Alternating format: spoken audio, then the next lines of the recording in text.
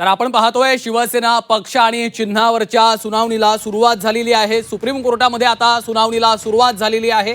काल कपिल सिब्बले यांनी ठाकरेंच्या शिवसेनेकडनं युक्तिवाद केलेला आहे। आता पुन्हा एकदा सुनावणीला सुरुवात झाल्याचं समजतंय। आजच्या या सुनावणीमध्ये कशा पद्धतीने युक्तिवाद केला जातो याकडे आता संपूर्ण महाराष्ट्राचं नव्हे तर देशभराचं लक्ष लागलेलं आहे, कारण अत्यंत महत्त्वाची ही संपूर्ण प्रकरण आहे। शिवसेना पक्ष आणि धनुष्यबाण चिन्ह संदर्भामध्ये ठाकरेंच्या शिवसेनेकडनं कपिल सिब्बल यांनी काल विस्तृत युक्तिवाद केल्याच्या नंतर आता पुन्हा एकदा सुनावणीला सुरुवात झाल्याचं दिसतंय।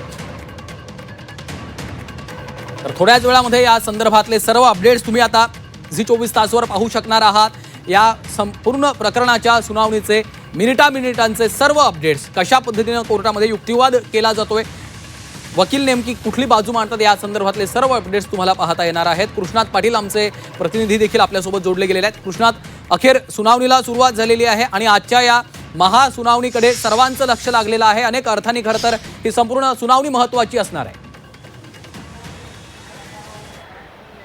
नक्कीच महत्त्वाचे असणार आहे, कारण 2022 पासून या संपूर्ण प्रकरणाचा निकाल जो आहे तो प्रलंबित आहे आणि ज्या प्रकारे विधिमंडळामध्ये खास करून विधानसभा अध्यक्ष यांच्या पुढे देखील अशाच प्रकारच्या सुनावण्या झाल्या होत्या। त्यावेळी देखील विविध मुद्दे हे दोन्ही बाजूने मांडले गेले होते आणि 10th शेड्यूलचा जी व्याख्या आहे, 10th शेड्यूल अत्यंत विस्तृतपणे हे दोन्ही बाजूने मांडले गेल्या होत्या आणि त्यानंतर देखील विधानसभा अध्यक्ष राहुल नार्वेकर यांच्याकडून जो निर्णय दिला गेला होता त्या निर्णयाला आव्हान देण्याच्या आणि त्याचबरोबर केंद्रीय निवडणूक आयोग त्यांनी जो निर्णय दिला गेला होता त्या निर्णयाच्या आव्हानाच्या त्यांनी दिलेल्या निर्णयाच्या विरोधात शिवसेना युबीटीनं सुप्रीम कोर्टात आव्हान दिलेलं आहे। आणि या संपूर्ण प्रक्रिया जर गेल्या काही 4 वर्षांमधले पाहिली गेली तर वारंवार उपस्थित होणारे जे मुद्दे आहेत ते 10th शेड्यूल असू दे किंवा व्हीप जारी करण्याचा अधिकार असू दे किंवा शिवसेनेची घटना जी आहे ते घटना महत्त्वाची आहे आणि त्याचबरोबर एक राजकीय पक्ष मोठा आहे की विधिमंडळ पक्ष मोठा आहे या संदर्भात वारंवार हे चर्चेले गेलेले मुद्दे जे आहेत त्यावर आता सुप्रीम कोर्ट नेमकं काय म्हणतं हे महत्त्वाचं आहे। कारण शिवसेना पक्ष चिन्ह हे सर्व एकनाथ शिंदे यांना दिल्या गेल्यानंतर अनेक प्रश्न या निमित्तानं 10th शेड्यूलच्या संदर्भात उपस्थित झालेले आहेत आणि केंद्रीय निवडणूक आयोगानं ज्या प्रकारे निकाल दिला गेला एकनाथ शिंदे यांच्या बाजूने आणि त्यांना पक्षाने चिन्ह दिलं गेलं त्यावरूनच एकंदरीतच पक्षाची घटना आणि त्याचबरोबर पक्षाचे इतर नियम, पक्षात उभी फूट पडलेली आहे का किंवा विधिमंडळ पक्षातली फूट जी आहे ती संपूर्ण पक्षाची फूट मानली जाणार आहे का आणि त्याचबरोबर एकनाथ शिंदे यांना दिलेलं मुख्य नेतेपद हे कुठल्या कायद्यात बसतं, असे अनेक प्रश्न जे आहेत ते कपिल सिब्बल यांनी काल उपस्थित केले गेले होते आणि कोर्टाने देखील एक मान्य केलं गेलं होतं की विधिमंडळातला पक्ष जो आहे तो पक्षापेक्षा राजकीय पक्ष हा श्रेष्ठ आहे, अशा प्रकारची एक थोडीशी टिप्पणी केली होती, महत्त्वाची टिप्पणी होती। त्यामुळं थोडं शिवसेना युबीटीला एक दिलासादायक ठरणारी बाब जी आहे ती या निमित्तानं पुढे आली होती। आणि एक गोष्ट आणखी एक होती की सुनील प्रभू यांनी जो व्हीप बजावला होता, 2 व्हीप बजावले होते 22 जून आणि 26 जून या दोन्ही व्हीपचा संदर्भात थेटपणे सांगितले होते की या बैठकांना जर उपस्थित राहत नसाल तर अपात्रतेची कारवाई केली जाईल आणि त्यानुसार सुरुवातीला 31 आमदार जे आहेत ते 22 जून रोजी अपात्र बैठकीला उपस्थित राहिले नव्हते। त्यानंतर 26 जूनला देखील त्याची पुनरावृत्ती झाली होती आणि त्यामुळं थेटपणे उपाध्यक्ष तत्कालीन उपाध्यक्ष नरहरी झिरवळ यांनी देखील तशा प्रकारची एक अपात्रतेच्या संदर्भात निर्देश दिले गेले होते। त्याचबरोबर गटनेतेपदी अजय चौधरी यांची नियुक्ती नवीन त्या तत्कालीन उपाध्यक्षांनी केली गेली होती आणि हे सर्व कायद्याला धरून होतं का किंवा त्यानंतर याच्या संदर्भात देखील या निर्णयाचा कीस पाडला जात आहे। परंतु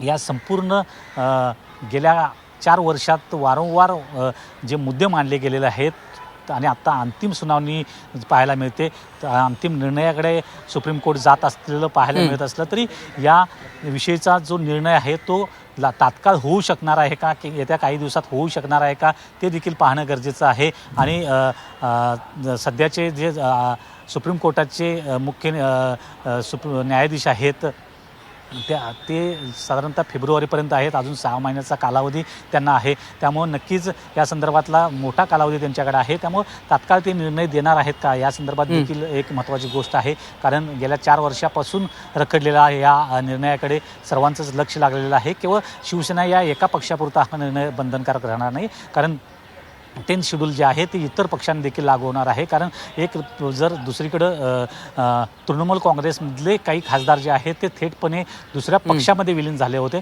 आणि काल देखील कपिल सिब्बल यांनी जो मुद्दा मांडला होता की ही थेटपणे फूट आहे आणि ह्यामध्ये जी फूट आहे ती कुठलीही विलीन किंवा मर्ज झालेली नाही. हा पक्ष जो आहे तो दुसऱ्या पक्षामध्ये जे आमदार आहेत ते दुसऱ्या पक्षामध्ये जर मर्ज झाले असते तर 10th शेड्यूल जे आहे ते लागू पडलं असतं. परंतु यांनी थेटपणे मूळ पक्षावर दावा केला आणि मूळ पक्षच केंद्रीय निवडणूक आयोगानं थेटपणे एकनाथ शिंदे यांना दिला गेला. आणि त्याचबरोबर काल जे शिवसेना UBTकडून बाजू मांडणारे जे वकील आहेत ज्येष्ठ वकील कपिल सिब्बल यांनी तत्कालीन राज्यपाल भगतसिंह कोश्यारी यांचा देखील दाखला दिला होता. त्यांनी कशा प्रकारे बायसपणे निर्णय घेतला गेला, त्याचबरोबर कोणतेही जे बहुमत स्थापन करण्यासाठी जे गेले निर्णय घेतला गेला त्या संदर्भात देखील याच्या अगोदर सुप्रीम कोर्टानं त्या संदर्भात ताशेरे देखील ओढले होते. चंद्रचूड ज्यावेळी हे होते न्यायाधीश होते तेव्हा त्यांनी यावर ताशेरे ओढले गेले होते. त्याचा देखील काल मुद्दा उपस्थित केला गेला होता. आणि त्यानंतर एकनाथ शिंदे हे कसे काय भाजपच्या आमदारांना सोबत घेऊन या ठिकाणी पक्ष स्थापन करण्याचा दावा करू शकतात. त्याचबरोबर भाजपच्या आमदारांनी या आमदारांचं कसं काय स्वागत केलं गेलं, अशा प्रकारचे अनेक मुद्दे उपस्थित केले. थेटपणे भाजपवर आरोप हे काल देखील केले गेले होते यांनी की हे सरकार पाडण्यासाठी सर्वाधिक जास्त प्रयत्न हे भाजपने केलं आणि भाजपने हे सरकार तोडलेलं आहे. अशा प्रकारे कपिल सिब्बल यांनी काल मुद्दे मांडले होते. त्यामुळे आजच्या जे सुनावणीकडे लक्ष लागलेलं आहे. आता एकनाथ शिंदे यांच्या बाजूने आणखी कोणते मुद्दे मांडले जातात आणि त्याचबरोबर आणखी कपिल सिब्बल यांच्याकडून काय मुद्दे मांडले जातात हे अत्यंत महत्त्वाचं असणार आहे. निश्चितच खरं तर कृष्णात या सगळ्या मुद्द्यांवर काल आपण बघितलेलं आहे की कपिल सिब्बल यांनी कशा पद्धतीनं हा संपूर्ण युक्तिवाद केला. मनश्री आपल्या सोबत आहेत. मनश्री, अपडेट आहेत काही? आता सुनावणी सुरू झालेली आहे.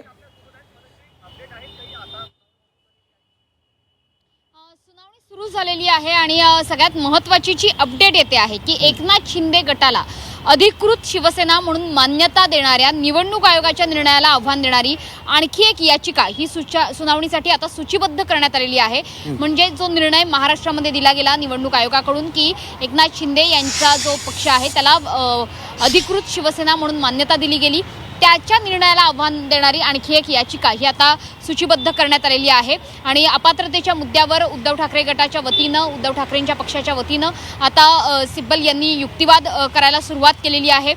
कपिल सिब्बल यांचा युक्तिवाद आता आजच्या दिवसाच्या पहिल्या टप्प्यातला युक्तिवाद हा सुरू झालेला आहे. कालसुद्धा आपण बघितलं की कपिल सिब्बल यांनी युक्तिवाद काल केलेला होता आणि त्याचा पुढचा टप्पा आज कपिल सिब्बल मांडता आहेत.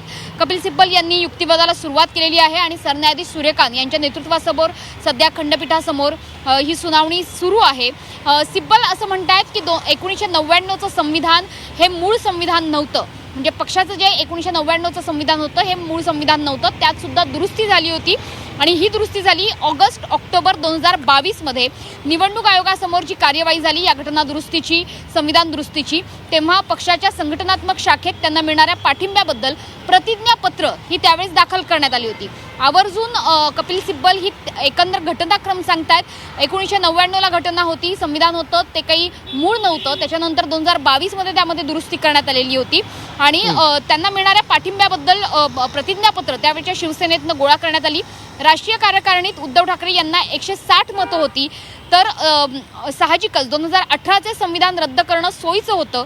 निवडणूक आयोग असं कसं करू शकतो? निवडणूक आयोगाने जे 2018च्या संविधानावरती प्रश्न उपस्थित केलेले आहेत त्याला उत्तर देताना कपिल सिब्बल हा युक्तिवाद करतात की जी राष्ट्रीय कार्यकारिणी झालेली होती त्यावेळेस सुद्धा संविधान सुधारणेचा मुद्दा आलेला होता आणि ते बहुमताने तो मुद्दा या ठिकाणी पास करण्यात आलेला होता. मात्र कोणत्या अधिकार क्षेत्रात 2018चं संविधान मान्य नाही हे निवडणूक आयोग म्हणू शकतो. दिल्ली उच्च न्यायालयाचा आता निकाल आहे की त्यांना न्याय निर्णयाचा अधिकार नाही. अधिकार म्हणजे मान्यता रद्द करणं आणि तुम्ही अधिकार क्षेत्र गृहीत धरता त्या आधारावर हा प्रकरणाचा निर्णय देता हे अन्यायकारक आहे. अशा प्रकारची टिप्पणी ही कपिल सिब्बल निवडणूक आयोगावर करते आहे. कारण आता पुन्हा एकदा काल जिथे चर्चा थांबलेली होती कोर्टातली की निवडणूक आयोगाच्या त्यावेळच्या भूमिकेवरती प्रश्नचिन्ह उपस्थित करण्यात आलेलं होतं, कारण निवडणूक आयोग जे वारंवार सांगत होतं की 2018ची घटना त्याच्यानंतरची घटना आमच्याकडे प्राप्त नाही, तर त्या घटनेच्या मुद्द्याला धरून निवडणूक आयोगाने जी भूमिका मांडली तिच्यावरती आता कपिल सिब्बल टिप्पणी करतायत. महत्त्वाचा मुद्दा आहे मनश्री, कारण आपल्याला कल्पना आहे की पक्षाची जी घटना आहे त्यावरनं बराच खल यापूर्वीच्या सुनावण्यांमध्ये देखील झालेला आपण बघितलं असेल आणि आता त्याच मुद्द्यावरनं कपिल सिब्बल भूमिका मांडताना आपल्याला दिसत आहेत. कारण 26 जुलै 2022च्या एका बैठकीचा उल्लेख देखील कपिल सिब्बल यांनी आजच्या युक्तिवादामध्ये केलेला आहे आणि त्या बैठकीला एकनाथ शिंदे हे उपस्थित होते असं देखील ते म्हणतायत.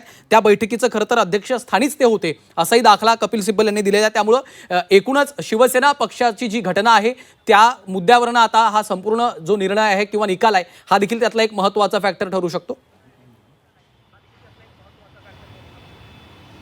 नक्कीच हा महत्त्वाचा मुद्दा आहे. आणखीन एक महत्त्वाचा मुद्दा ते मांडतायत की 2018च्या संविधानानुसार आम्ही दोन्ही पक्ष आहोत, हे दोन्ही बाजूंचं जर म्हणणं असेल तर निवडणूक आयोगाची जी भूमिका आहे ती अशा पद्धतीने कशी घेतली जाऊ शकते, कोणत्या कायद्यानुसार अशी भूमिका घेतली जाऊ शकते असा प्रश्न आता कपिल सिब्बल विचारतायत. त्याच्यामुळे एकंदरीतच उद्धव ठाकरे पक्षाची म्हणजे शिवसेनेचं जे संविधान आहे ते मूळ संविधान कुठलं या मुद्द्यावरती आता ही चर्चा फिरते आहे.